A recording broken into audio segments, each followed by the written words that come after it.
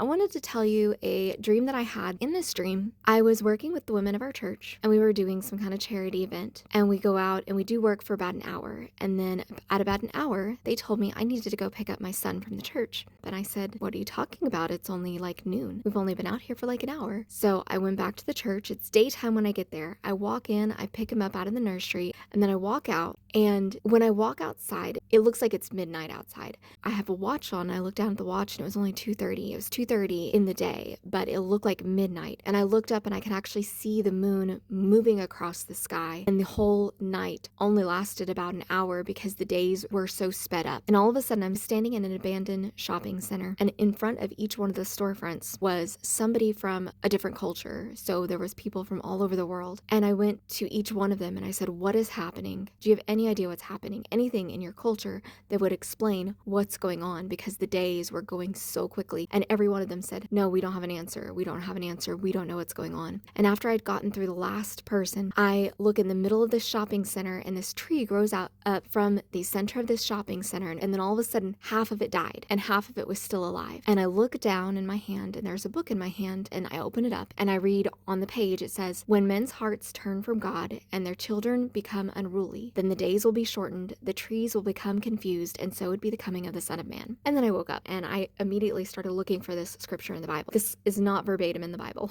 but there is a scripture that talks about the days being shortened, and it's in Matthew chapter 24. The Bible often uses trees as a representation of nations. I definitely think we're living in a time when the nations are really confused, children are becoming unruly, and people are turning away from God. Be so careful with who you listen to. Don't take this for anything else than it's just a dream. I believe it's a dream that gives us an idea of what things are going to look like at the time of the end, and it's not any different than what the Bible already tells us. Tomorrow's video will be a lot more lighthearted. Sorry it was a bit heavy today, so make sure you like, subscribe, leave me a comment, and I hope you enjoyed it.